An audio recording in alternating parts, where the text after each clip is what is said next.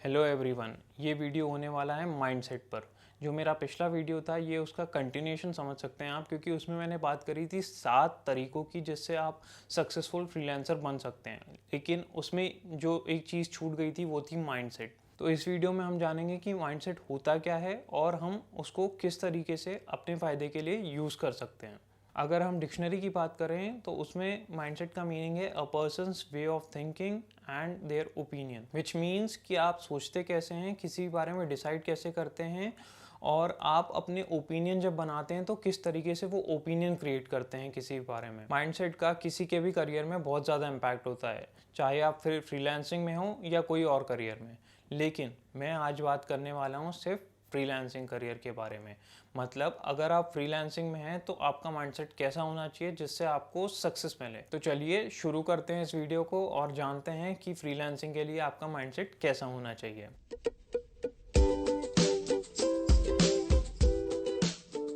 First is acceptance. आपको ये accept करना पड़ेगा कि आप अब एक बिजनेस रन कर रहे हैं, आप एक सोलोप्रेन्योर हैं।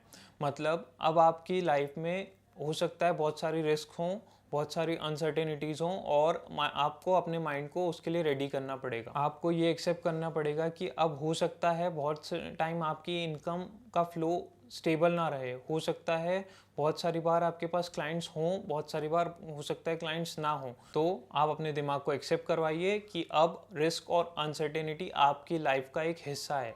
उसी के बाद आप कुछ भी डिसीजन नॉर्मली ले पाएंगे। Next is flexibility. जब आपने ये एक्सेप्ट कर लिया है कि अब आपकी लाइफ में अनसर्टेनिटीज रहने वाली है तो आपको अपने आप को उसके लिए प्रिपेयर भी करना पड़ेगा। प्रिपेयर कैसे होंगे? प्रिपेयर होंगे अपनी लाइफस्टाइल और एक्सपेंसेस में फ्लेक्सिबिलिटी लाके। अब हो सकता है आपके पास एक टाइम पे बहुत सारी इनकम हो और कभी आपका कैश फ्लो बिल्कुल भी अच्छा ना हो, तो उसी अकॉर्डिंग आपको अपने एक्सपेंसेस को और अपनी लाइफस्टाइल को भी अप एंड डाउन करना पड़ेगा।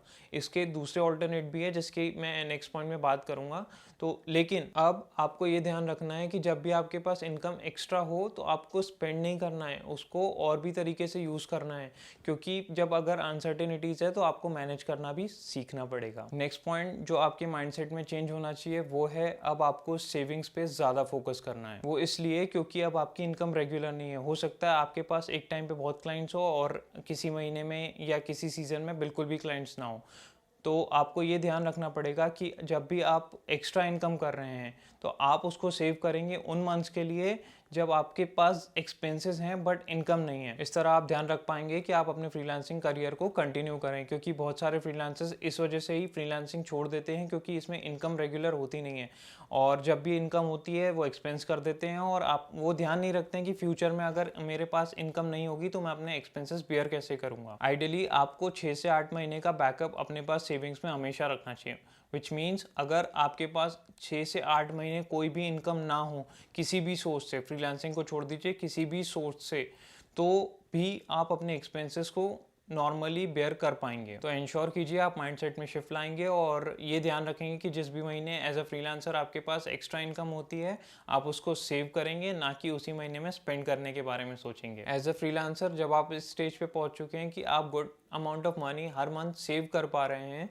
तो अब आपको इस पे भी फोकस करना पड़ेगा कि आपको अपनी इनकम को डाइवर्सिफाई करना है। दैट मीन्स अब आपने जो इनकम अर्न करी है उसके थ्रू भी आपको अर्न करना सीखना पड़ेगा। आपकी स्किल्स तो आपको इनकम दे ही रही हैं बट आप जो इनकम जनरेट कर रहे हैं उससे भी आपको इनकम जनरेट करना सीखना पड़ेगा, क्योंकि अगर आपको एज अ फ्रीलांसर अपने करियर में मूव करना है तो आपको ये इंश्योर करना पड़ेगा कि आपके पास एक फिक्स्ड अमाउंट आता रहे, चाहे आप अपनी स्किल्स का यूज़ करके कोई प्रोजेक्ट कर रहे हैं या नहीं है। मतलब आपको पैसिव इनकम पे भी फोकस करना है, अपनी इनकम को डाइवर्सिफाई करने पे फोकस करना है। चाहें तो आप अपनी स्किल्स को अलग अलग तरीके से यूज़ करके इनकम जनरेट कर सकते हैं इनिशियल स्टेज में और उस इनकम को अलग अलग तरीके से यूज़ करके और इनकम अर्न कर सकते हैं। मतलब आपको इनकम से इनकम जनरेट अल्टीमेटली करना ही पड़ेगा, क्योंकि एज अ सोलोप्रेन्योर और फ्रीलांसर आप कभी भी एक इनकम पर डिपेंड नहीं हो सकते।